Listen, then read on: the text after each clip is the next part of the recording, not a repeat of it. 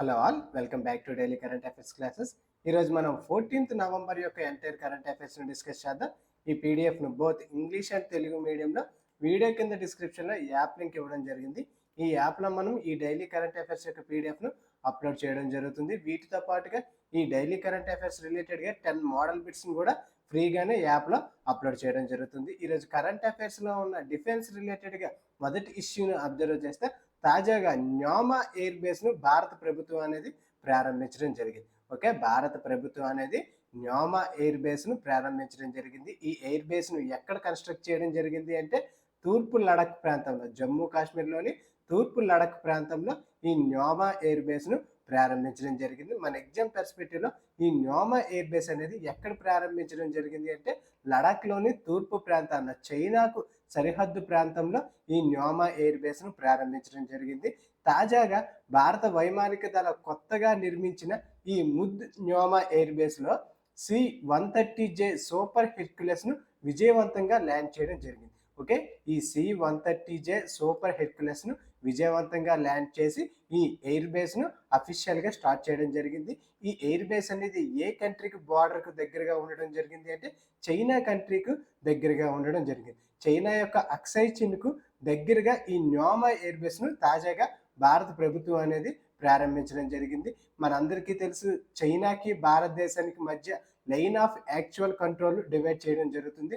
అదే పాకిస్తాన్కి ఇండియాకి మధ్య లైన్ ఆఫ్ కంట్రోల్ అనేది డివైడ్ చేయడం జరుగుతుంది. మన ఎగ్జామ్ పర్స్పెక్టివ్లో ఈ ఏ దేశాల మధ్య ఏ బార్డర్స్ నేమ్తో ఈ బార్డర్స్ లైన్స్ అనేవి ఉన్నాయనేది మనకి చాలా ఇంపార్టెంట్. మనకి చైనా మధ్యనైతే లైన్ ఆఫ్ యాక్చువల్ కంట్రోల్తో వీటిని ఈ ఏరియాను డివైడ్ చేయడం జరిగింది.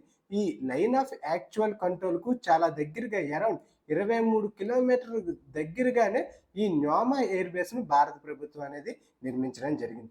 దీనిని మనం జియో పొలిటికల్గా అబ్జర్వ్ చేస్తే ఈ న్యోమా ఎయిర్ బేస్ వల్ల భారత్ యొక్క ఫోర్సెస్ అనేవి అతి త్వరగా ఈ బార్డర్ లైన్కు చేరుకోవడం జరుగుతుంది. ఓకే, భారత్ యొక్క డిఫెన్స్ దళం అనేది అతి తక్కువ సమయంలోనే ఈ బార్డర్ లైన్కు చేరుకోవడం జరుగుతుంది. మనందరికీ తెలుసు, రీసెంట్గా గాల్వాన్ వ్యాలీలో మనకి చైనాకి భారత్ మధ్య యుద్ధ సంఘర్షణలు అనేవి జరగడం జరిగాయి. ఓకే, ఈ గాల్వాన్ వ్యాలీలో మనకి యుద్ధ సంఘర్షణలు అనేవి జరగడం జరిగింది.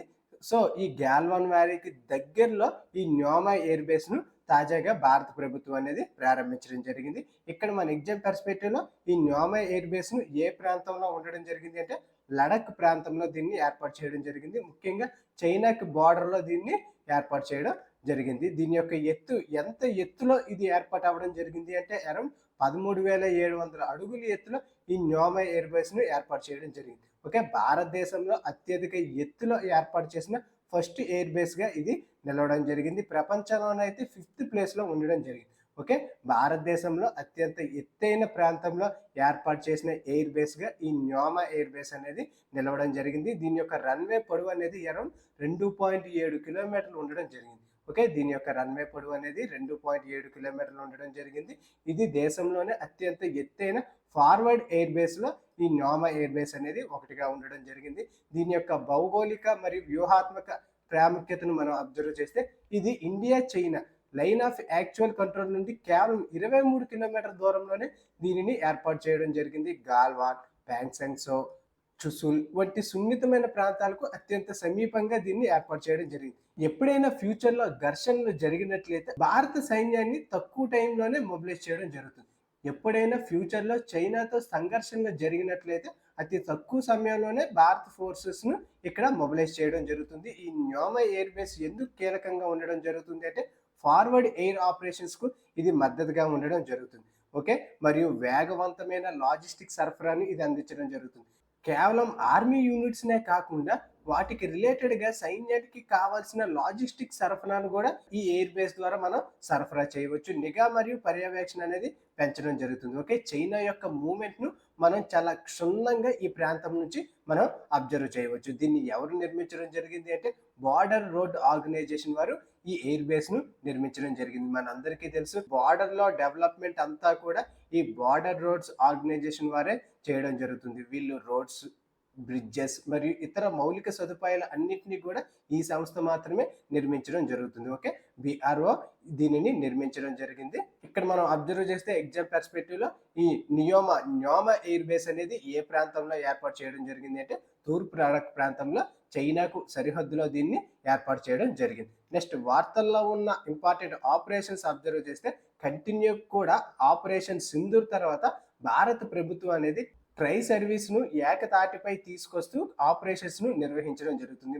ఆల్రెడీ కరెంట్ అఫైర్స్ క్లాస్ లో మనం ఆపరేషన్ త్రిశూల్ గురించి డిస్కస్ చేయడం జరిగింది. ఓకే, ఆపరేషన్ త్రిశూల్ గురించి మరియు దీనికి కంటిన్యూస్ గా తీసుకొచ్చిన బ్రహ్మశిర ఆపరేషన్ గురించి కూడా డిస్కస్ చేయడం జరిగింది. ఈ ఆపరేషన్ త్రిశూల్ లో భాగంగానే ఆపరేషన్ అఖండ్ ప్రహార్ను కూడా తాజాగా భారత ప్రభుత్వం అనేది ప్రారంభించడం జరిగింది. ఈ ఆపరేషన్ అఖండ్ ప్రహార్ను ఏ ప్రాంతంలో ప్రారంభించడం జరిగింది అంటే రాజస్థాన్లోని జైసల్మీర్ ఎడారుల్లో ఈ ఆపరేషన్ అఖండ్ ప్రహార్ను ప్రారంభించడం జరిగింది. ఓకే, ఈ ఆపరేషన్ అఖండ్ ప్రహార్ ఏ ప్రాంతంలో జరిగింది అంటే రాజస్థాన్లోని జైసల్మీర్ ఎడారిలో నిర్వహించడం జరిగింది. ఆపరేషన్ త్రిశూల్ను ఎక్కడ నిర్వహించడం జరిగింది అంటే కచ్ ప్రాంతంలో నిర్వహించడం జరిగింది. ఇక్కడ పర్టికులర్ గా ఈ ఆపరేషన్ అఖండ్ ప్రహార్ అనేది రాజస్థాన్లోని జైసల్మీర్ ఎడారిలో నిర్వహించడం జరిగింది. ఈ వ్యాయామంలో ముఖ్యంగా రుద్రా బ్రిగేడ్ అనేది నాయకత్వం వహించడం జరిగింది. ఓకే, ఈ ఆపరేషన్ అఖండ్ ప్రహార్లో రుద్రా బ్రిగేడ్ అనేది నాయకత్వం వహించడం జరిగింది. భారతదేశం యొక్క ఎడారిలో యుద్ధ సిద్ధతలో ఈ ఆపరేషన్ అనేది ఒక గేమ్ చేంజర్ గా కూడా పరిగణించడం జరుగుతుంది.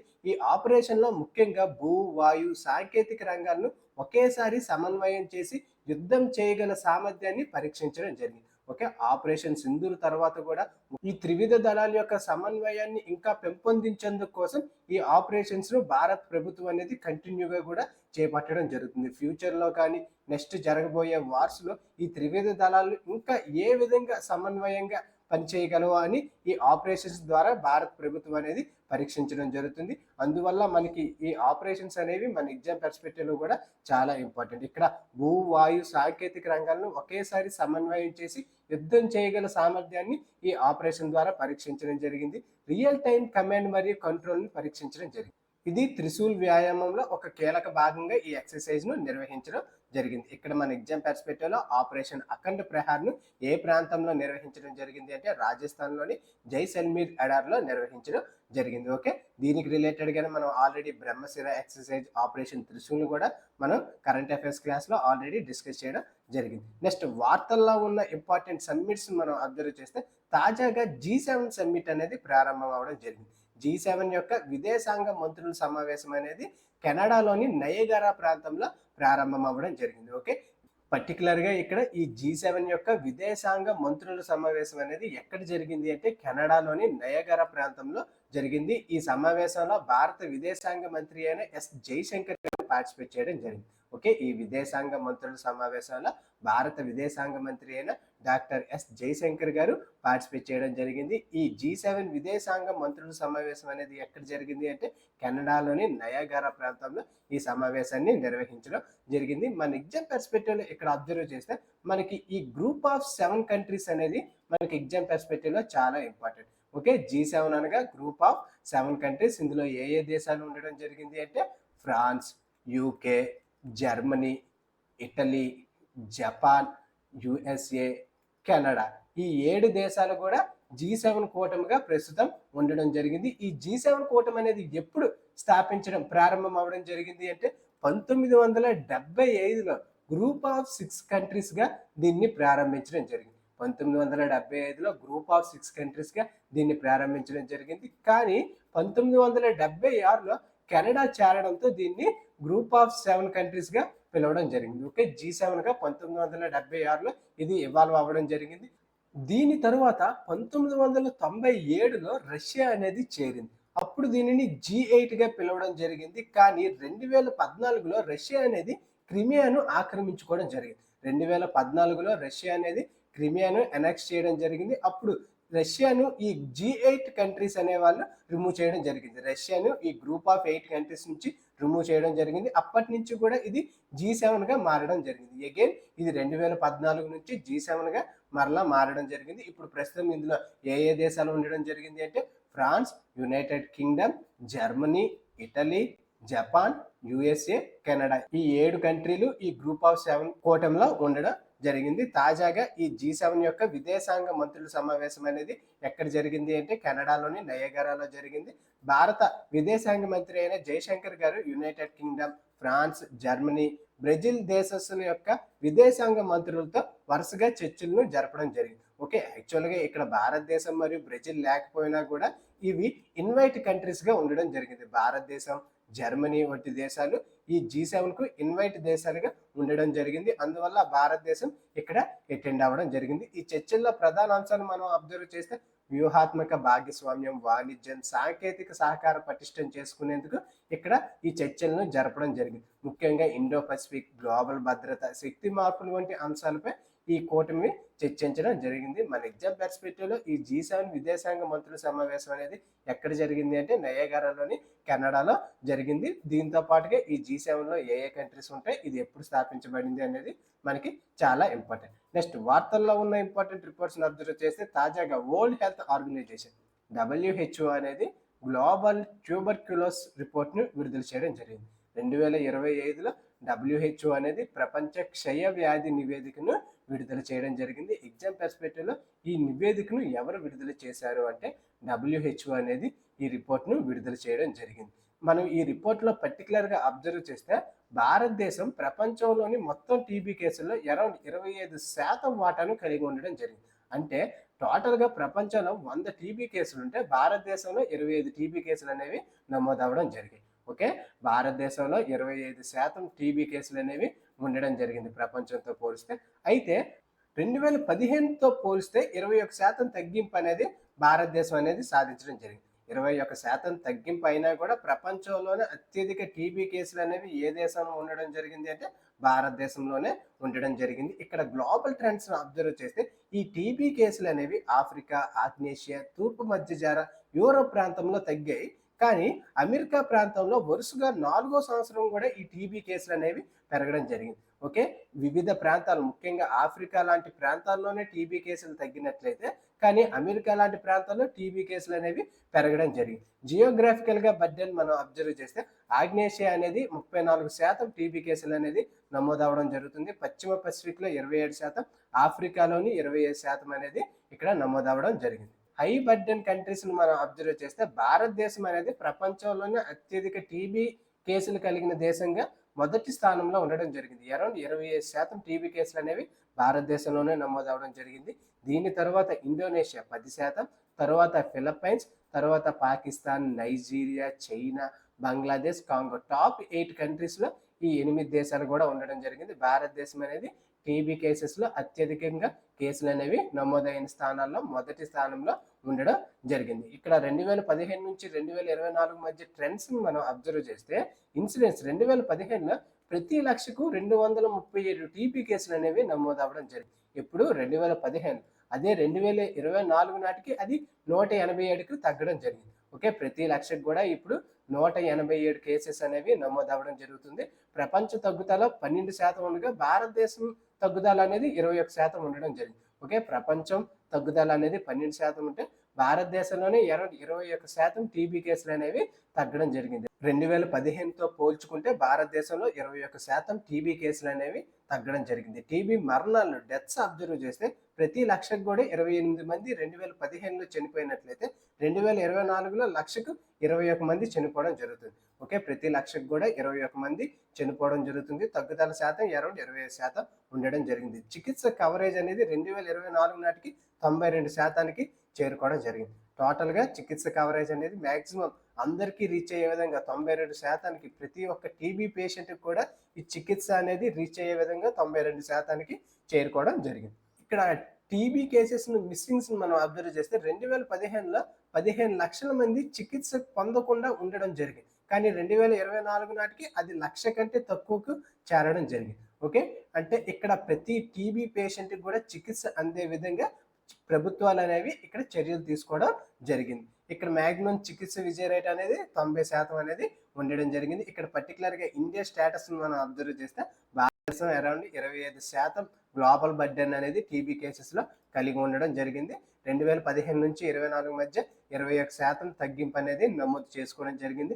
భారత ప్రభుత్వం అనేది నేషనల్ ట్యూబర్క్యులోసిస్ ఎలిమినేషన్ ప్రోగ్రామ్ కింద 2025 నాటికి టీబీని నిర్మూలించాలని టార్గెట్ పెట్టుకోవడం జరిగింది. యాక్చువల్గా WHO అనేది 2030 నాటికి టార్గెట్ను పెట్టడం జరిగింది. కానీ భారత ప్రభుత్వం అనేది 5 సంవత్సరాలు ముందుగానే ఈ టీబీని ఎలిమినేట్ చేయాలని 2025 నాటికి ఈ ఎన్టీఈపీ ప్రోగ్రామ్ కింద టార్గెట్ అనేది పెట్టుకోవడం జరిగింది. ఇక్కడ మన ఎగ్జామ్ పర్స్పెక్టివ్లో టీబీని నిర్మూలించడానికి భారతదేశం ఏ సంవత్సరాన్ని టార్గెట్గా పెట్టుకోవడం జరిగింది అంటే 2025 సంవత్సరాన్ని టార్గెట్గా పెట్టుకోవడం జరిగింది. ఇక్కడ మన ఎగ్జామ్ పర్స్పెక్టివ్లో ఈ రిపోర్ట్ను ఎవరు విడుదల చేయడం జరిగింది అంటే WHO. ఈ రిపోర్ట్ నేమ్ ఏమిటి అంటే global tuberculosis report. Okay, WHO అనేది 2025 గాను విడుదల చేయడం జరిగింది. నెక్స్ట్ వార్తల్లో ఉన్న ఇంకొక రిపోర్ట్ను అబ్జర్వ్ చేస్తే తాజాగా గ్లోబల్ మ్యాక్రో ఎకనామిక్ అవుట్లుక్ను మూడీస్ అంచనా వేయడం జరిగింది. ఈ గ్లోబల్ మ్యాక్రో ఎకనామిక్ అవుట్లుక్ను ఏ సంస్థ విడుదల చేయడం జరిగింది అంటే మూడీస్ సంస్థ దీనిని విడుదల చేయడం జరిగింది. ఈ రిపోర్ట్లో ముఖ్యంగా 2027 నాటికి భారతదేశం అనేది అత్యంత వేగంగా అభివృద్ధి చెందుతున్న G20 ఆర్థిక వ్యవస్థగా భారతదేశం అనేది 2020 నాటికి నిలవనుందని ఈ గ్లోబల్ మ్యాక్రో ఎకనామిక్ అవుట్లుక్లో మూడీస్ అనేది అంచనా వేయడం జరిగింది. ఇక్కడ ఈ గ్లోబల్ మ్యాక్రో ఎకనామిక్ అవుట్లుక్ని ఎవరు విడుదల చేస్తున్నారంటే మూడీస్ సంస్థ దీన్ని విడుదల చేయడం జరుగుతుంది. ఇక్కడ 2025లో భారత జీడిపి వృద్ధి అనేది 7% ఉంటుంది అని అంచనా వేయడం జరిగింది. ఓకే, ఈ మూడీస్ సంస్థ అనేది 2025లో భారతదేశం యొక్క జీడిపి వృద్ధి అనేది ఎంత ఉంటుంది అని అంచనా వేయడం జరిగింది అంటే 7% ఉంటుంది అని అంచనా వేయడం జరిగింది. ఇది G20 దేశాల కన్నా అత్యధికమని పేర్కొనడం జరిగింది. ఓకే, G20 దేశాల్లో టోటల్గా 20 కంట్రీస్ ఉండడం జరుగుతుంది. ఈ 20 కంట్రీల కంటే భారతదేశం యొక్క వృద్ధి అనేది చాలా అద్భుతంగా ఉంది అని ఈ మూడీస్ అనేది అంచనా వేయడం జరిగింది. ఇక్కడ 2025లో భారత్ వృద్ధి రేట్ అనేది 7% గాను, 2026లో 6.4%గా, 2027లో 6.5%గా భారత వృద్ధి ఉంటుంది అని ఈ మూడీస్ సంస్థ అనేది అంచనా వేయడం జరిగింది. మన ఎగ్జామ్ పర్స్పెక్టివ్లో ఈ గ్రోత్ రేట్స్ అనేవి కూడా మనకి చాలా ఇంపార్టెంట్. ఏ సంస్థ ఎంత అంచనా వేస్తుంది అని మనకి ఎగ్జామ్లో అడిగే ఛాన్స్ ఉంటుంది. నెక్స్ట్ భారతదేశంలో ఉన్న ప్రాంతాలను అబ్జర్వ్ చేస్తే తాజాగా పంజాబ్ అనేది సవరించిన భారత్ నెట్ పథకాన్ని రాష్ట్ర వ్యాప్తంగా అమలు చేసి దేశంలోనే తొలి రాష్ట్రంగా నిలవడం జరిగింది. ఓకే, ఈ భారత్ నెట్ పథకాన్ని రాష్ట్ర వ్యాప్తంగా ఏ రాష్ట్రం అమలు చేయడం జరిగింది అంటే పంజాబ్ రాష్ట్రం అనేది దీన్ని అమలు చేయడం జరిగింది. దీంతో దేశంలోనే ఈ భారత్ నెట్ పథకాన్ని అమలు చేసిన తొలి రాష్ట్రంగా పంజాబ్ రాష్ట్రం అనేది నిలవడం జరిగింది. ఇక్కడ ఈ భారత్ నెట్ పథకాన్ని ఎప్పుడు ప్రారంభించడం జరిగింది అంటే 2011లో భారత ప్రభుత్వం అనేది దీన్ని ప్రారంభించడం జరిగింది. దీని యొక్క ముఖ్య ఉద్దేశం ఏమిటి అంటే ప్రతి మారుమూల ప్రాంతానికి కూడా ఈ నెట్ను అందించే విధంగా ఈ భారత్ నెట్ పథకాన్ని భారత ప్రభుత్వం అనేది 2011లో ప్రారంభించడం జరిగింది. తాజాగా పంజాబ్ అనేది ఈ భారత్ నెట్ పథకాన్ని పూర్తిగా అమలు చేసిన రాష్ట్రంగా భారతదేశంలోనే తొలి రాష్ట్రంగా నిలవడం జరిగింది. దీంతో దాదాపు అన్ని గ్రామాలకు కూడా బ్రాడ్బ్యాండ్ కనెక్టివిటీని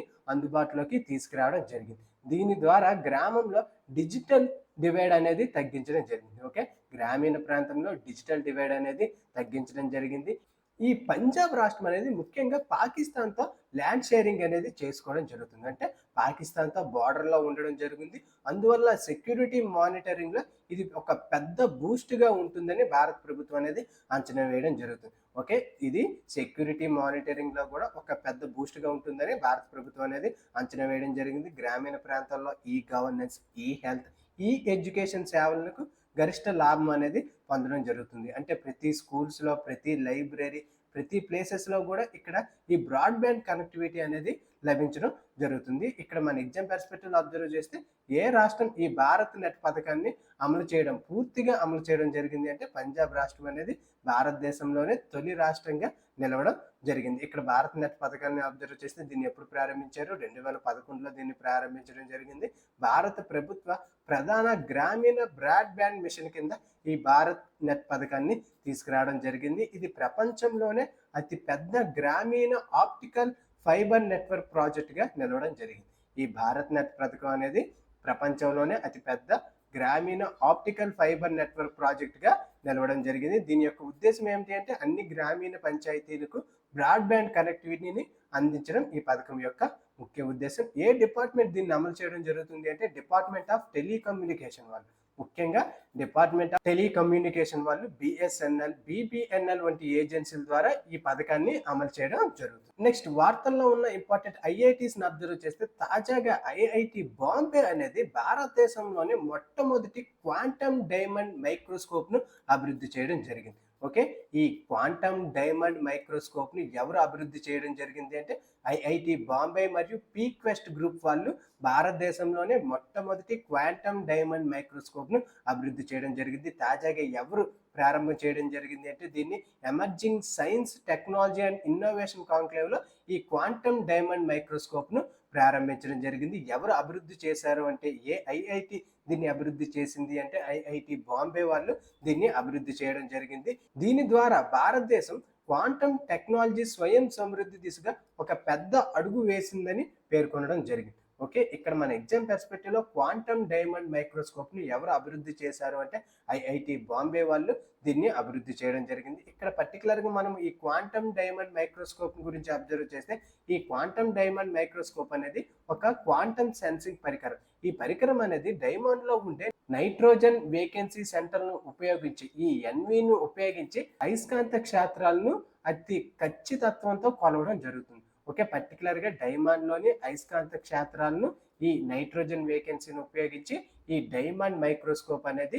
కొలవడం జరుగుతుంది. ఈ క్వాంటమ్ డైమండ్ మైక్రోస్కోప్ ని ఎవరు అభివృద్ధి చేశారు అంటే ఐఐటి బాంబే వారు దీన్ని అభివృద్ధి చేయడం జరిగింది. నెక్స్ట్ వార్తల్లో ఉన్న ఇంపార్టెంట్ అవార్డ్స్ ను అబ్జర్వ్ చేస్తే తాజాగా బాల సాహిత్య పురస్కార అవార్డ్స్ ను బహుకరించడం జరిగింది. ఏ సంస్థ వీటిని బహుకరించడం జరిగింది అంటే సాహిత్య అకాడమీ వారు ప్రతి సంవత్సరం కూడా బాల సాహిత్య పురస్కార అవార్డులను అనౌన్స్ చేయడం జరుగుతుంది. 2025 గాను 24 భారతీయ భాషల్లో ఈ బాల సాహిత్య పురస్కారాలను అనౌన్స్ చేయడం జరిగింది. ఓకే, 24 భారతీయ భాషల్లో ఈ బాల సాహిత్య పురస్కార అవార్డులను అనౌన్స్ చేయడం జరిగింది. ఇక్కడ ఈ అవార్డులో భాగంగా ఎంత నగదు బహుమతి ఇవ్వడం జరుగుతుంది అంటే 50,000 నగదు బహుమతిని ఇవ్వడం జరుగుతుంది. ఓకే, 50,000 నగదు బహుమతిని ఈ అవార్డులో భాగంగా అందించడం జరుగుతుంది. పర్టికులర్ గా 2025 గాను తెలుగు భాష నుంచి ఎవరు విన్నర్ అవడం జరిగింది అంటే గంగిశెట్టి శివకుమార్ గారు తను రచించిన కబుర్ల దేవత కథకు గాను ఈ బాల సాహిత్య పురస్కార అవార్డును తెలుగు భాషా విభాగంలో గెలుచుకోవడం జరిగింది. ఓకే, తెలుగు భాషా విభాగంలో అయితే ఈ బాల సాహిత్య పురస్కార అవార్డును ఎవరు గెలుచుకోవడం జరిగింది అంటే గంగిశెట్టి శివకుమార్ కబుర్ల దేవత కథకు గాను ఈ అవార్డును గెలుచుకోవడం జరిగింది. ఏ సంస్థ ఈ బాల సాహిత్య పురస్కార అవార్డును ప్రదానం చేయడం జరుగుతుంది అంటే సాహిత్య అకాడమీ ప్రతి సంవత్సరం కూడా ఇవ్వడం జరుగుతుంది. నెక్స్ట్ వార్తల్లో ఉన్న ఇంపార్టెంట్ పర్సనాలిటీస్ అబ్జర్వ్ చేస్తే తాజాగా పాలక్ ముచ్చల్ గాను తను చేసిన సామాజిక సేవకు గాను గిన్నిస్ వరల్డ్ రికార్డ్ మరియు లిమ్కా బుక్ ఆఫ్ రికార్డులో చోటు సంపాదించుకోవడం జరిగింది. ఓకే, ప్రముఖ ప్లేబ్యాక్ సింగర్ పాలక్ ముచ్చల్ గారు ఈ సామాజిక సేవకు గాను అరౌండ్ 3,800 మందికి గుండె ఆపరేషన్లు చేసినందుకు గాను ఈ సామాజిక సేవకు గాను గిన్నిస్ వరల్డ్ రికార్డులో మరియు లిమ్కా బుక్ ఆఫ్ రికార్డులో చోటును సంపాదించుకోవడం జరిగింది. భారతదేశంలో అరౌండ్ 3,800 కంటే ఎక్కువ మంది పిల్లలకు గుండె శస్త్రచికిత్సలకు నిధులను సమకూర్చడం జరిగింది. ఈమె తను చేసిన కన్సర్ట్ ద్వారా వచ్చిన ఎంటైర్ మనీని కూడా సర్జరీల కోసమే ఖర్చు చేయడం జరుగుతుంది. ఓకే, చిన్నప్పటి నుంచి కూడా ఆమె సంపాదించిన ఎంటైర్ ఈ మనీని కూడా ఈ సామాజిక సేవకే ఖర్చు చేయడం జరుగుతుంది. ఈమె చేసిన ఈ సామాజిక సేవకు గుర్తింపుగా తాజాగా గిన్నీస్ వరల్డ్ రికార్డ్ మరియు లిమ్కా బుక్ ఆఫ్ రికార్డ్స్ లో చోటును సంపాదించుకోవడం జరిగింది. ఈమె యొక్క పేరు ఏమిటి అంటే పాలక్ ముచ్చల్. పాలక్ ముచ్చల్ తన సంగీత కచేరీల ద్వారా వచ్చే డబ్బు మొత్తాన్ని కూడా ఈ సామాజిక సేవకే అంకితం చేయడం జరుగుతుంది. ఇక్కడ ఈమె యొక్క నేమ్ అనేది మనకి చాలా ఇంపార్టెంట్. నెక్స్ట్ వార్తల్లో ఉన్న స్పోర్ట్స్ రిలేటెడ్ గా ఉన్న ఈవెంట్స్ ను అబ్జర్వ్ చేస్తే 2026 FIH హాకీ వరల్డ్ కప్ ను బెల్జియం మరియు నెదర్లాండ్స్ సంయుక్తంగా ఆతిథ్యం ఇవ్వడం జరుగుతుంది. ఓకే, 2026 హాకీ వరల్డ్ కప్ ఏ దేశాల ఆతిథ్యం ఇవ్వడం జరుగుతుంది అంటే బెల్జియం మరియు నెదర్లాండ్స్ సంయుక్తంగా ఈ హాకీ వరల్డ్ కప్ కు ఆతిథ్యం ఇవ్వడం జరుగుతుంది. ఈ టోర్నమెంట్ అనేది ఎప్పుడు జరగబోతుంది అంటే 2026 ఆగస్టులో ఈ టోర్నమెంట్ అనేది జరగబోతుంది. తొలిసారిగా బెల్జియం అనేది ఈ ప్రపంచ కప్ కు ఆతిథ్యం ఇవ్వడం జరుగుతుంది. తొలిసారిగా బెల్జియం అనేది ఈ ప్రపంచ కప్ కు ఆతిథ్యం ఇవ్వడం జరుగుతుంది. ఈ ప్రపంచ కప్ యొక్క విశిష్టత మనం అబ్జర్వ్ చేస్తే బోత్ పురుష మరియు మహిళా హాకీ ప్రపంచ కప్లకు బెల్జియం మరియు నెదర్లాండ్స్ ఉమ్మడిగా ఆతిథ్యం ఇవ్వడం జరుగుతుంది. అంటే ఈ దేశాల్లో బోత్ పురుష మరియు మహిళా హాకీ ప్రపంచ కప్లు అనేవి ఒకేసారి జరగబోతున్నాయి. ఎప్పుడు జరగబోతున్నాయి అంటే 2026 ఆగస్టులో జరగబోతున్నాయి. ఏ దేశం ఆతిథ్యం ఇవ్వడం జరుగుతుంది అంటే బెల్జియం మరియు నెదర్లాండ్స్ ఆతిథ్యం ఇవ్వడం జరుగుతుంది. తొలిసారిగా బెల్జియం అనేది ఈ ప్రపంచ కప్కు ఆతిథ్యం ఇవ్వడం జరుగుతుంది. ఓకే, ఇక్కడ ఎగ్జామ్ పర్స్పెక్టివ్లో ఈ హాకీ వరల్డ్ కప్ ఏ దేశాల్లో జరుగుతుంది అనేది మనకి చాలా ఇంపార్టెంట్. నెక్స్ట్ వార్తల్లో ఉన్న ఇంపార్టెంట్ పర్సనాలిటీస్ని అబ్జర్వ్ చేస్తే తాజాగా భారత్ ఉమెన్ క్రికెటర్ అయిన షఫాలి వర్మను హర్యానా రాష్ట్ర మహిళా కమిషన్కు బ్రాండ్ అంబాసిడర్గా ఎంపిక చేయడం జరిగింది. ఓకే, హర్యానా రాష్ట్ర మహిళా కమిషన్కు బ్రాండ్ అంబాసిడర్గా ఎవరిని నియమించడం జరిగింది అంటే భారత ఉమెన్ క్రికెటర్ అయిన మరియు ఓపెనర్ అయిన షఫాలి వర్మ గారిని నియమించడం జరిగింది. మనందరికీ తెలుసు, తాజాగా ఉమెన్స్ వరల్డ్ కప్లో సౌత్ ఆఫ్రికాను ఓడించి భారతదేశం అనేది తమ యొక్క తొలి వరల్డ్ కప్ను గెలుచుకోవడం జరిగింది. భారతదేశం అనేది ఫైనల్లో సౌత్ ఆఫ్రికాను ఓడించి తొలి వరల్డ్ కప్ను గెలుచుకోవడం జరిగింది. ఇందులో భాగంగానే ప్రతి ఒక్క ప్లేయర్స్ను కూడా ఆ యొక్క రాష్ట్రాలు అనేవి సత్కరించడం జరిగింది. హర్యానా రాష్ట్ర ముఖ్యమంత్రి అయిన నయాబ్ సింగ్ సైని గారు షఫాలి వర్మ గారికి 1.5 కోట్ల నగదు బహుమతిని ఇవ్వడం జరిగింది. దీనితో పాటుగా గ్రేడ్ ఏ స్పోర్ట్స్ గ్రాడ్యుయేషన్ సర్టిఫికేట్ను కూడా అందించడం జరిగింది. ఆంధ్ర రాష్ట్రం నుంచి కూడా ఈ వరల్డ్ కప్లో ఆడిన శ్రీచరణి గారికి ఆంధ్ర ప్రభుత్వం అనేది నగదు బహుమతితో పాటుగా గ్రూప్ 1 పోస్ట్ను కూడా ఇవ్వడం జరిగింది. ఓకే, నగదు బహుమతితో పాటుగా గ్రూప్ 1 పోస్ట్ను కూడా ఇవ్వడం జరిగింది. ఇక్కడ తాజాగా హర్యానా ప్రభుత్వం అనేది తమ యొక్క రాష్ట్ర మహిళా కమిషన్కు బ్రాండ్ అంబాసిడర్గా షఫాలి వర్మను నియమించడం జరిగింది. అది ఫ్రెండ్స్ ఈరోజు వార్తల్లో ఉన్న ఎంటైర్ కరెంట్ అఫైర్స్. ఈ పీడిఎఫ్ను బోత్ ఇంగ్లీష్ అండ్ తెలుగు మీడియంలో వీడియో కింద డిస్క్రిప్షన్లో టెలిగ్రామ్ ఛానల్ ఇవ్వడం జరిగింది. ఈ టెలిగ్రామ్ ఛానల్లో ఈ పీడిఎఫ్ను అప్లోడ్ చేస్తున్నాం. Thank you for watching.